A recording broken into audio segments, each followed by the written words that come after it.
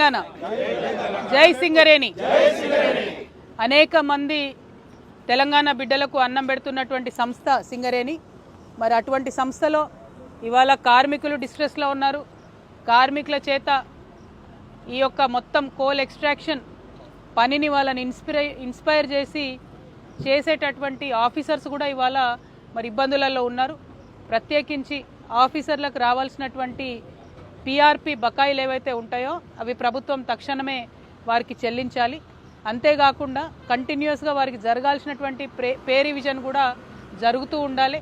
ప్రతి సందర్భంలో ధర్నాలు దీక్షలు చేసి అడగడము గుర్తు చేయడం అనేటటువంటిది కాకుండా ఒక పాలసీ తీసుకొని ఒక విధానం తీసుకొని రెగ్యులర్గా జరగాల్సినటువంటి పనుల్లో ప్రభుత్వం యొక్క జోక్యం లేకుండా సంస్థ మేనేజ్మెంటు స్వతంత్రంగా నిర్ణయాలు తీసుకునేటట్టుగా ఉంటే ఈ సంస్థ బతికి బట్టగడుతుంది.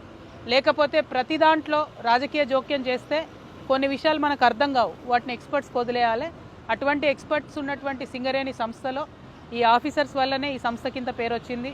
వారి ఆధ్వర్యంలో పనిచేస్తున్న కార్మికుల వల్లనే ఈ సంస్థ కింద ప్రొడక్షన్ వస్తుంది. కాబట్టి ఖచ్చితంగా ఆఫీసర్స్ పక్షాన మేనేజ్మెంటు త్వరితగతిన ఆలోచించి నిర్ణయం తీసుకోవాలి. సిగ్గుచేటు ఏంటంటే ఇది 12వ రోజు దీక్ష చేస్తూ ఉన్నారు.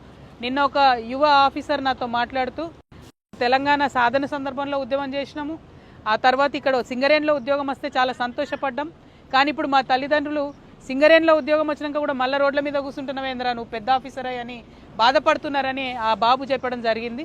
అటువంటి పరిస్థితి ఇవాళ తెలంగాణలో దాపురించిందంటే కాంగ్రెస్ ప్రభుత్వం వెంటనే చర్యలు తీసుకోవాలి. మేనేజ్మెంట్ స్వతంత్రించి నిర్ణయం తీసుకొని పిఆర్పిని అమలు చేయాలని చెప్పి నేను డిమాండ్ చేస్తున్నా. మా సంస్థ తరఫున అందరికన్నా ముందు పిఆర్పి ఇవ్వాలన్న అంశాన్ని రియాజ్ అన్న గారు హెచ్ఎంఎస్ జనరల్ సెక్రటరీ గారు వారు చెప్పడం జరిగింది. మరి వారి ఆధ్వర్యంలో మేమందరం కూడా ఆఫీసర్స్ అందరినీ కూడా సపోర్ట్ చేస్తూ ఉన్నాం. ఈ బాకీలు రిలీజ్ చేయాలి, వారికి పే రివిజన్ కంటిన్యూస్గా రావాలి. అట్లానే కార్మికులకు రావాల్సినటువంటి అన్ని రకాల సదుపాయాల మీద కూడా ప్రభుత్వం ప్రత్యేక దృష్టి పెట్టాలని కోరుతున్నాను. Thank you. జై తెలంగాణ, జై సింగరేణి. Thank you.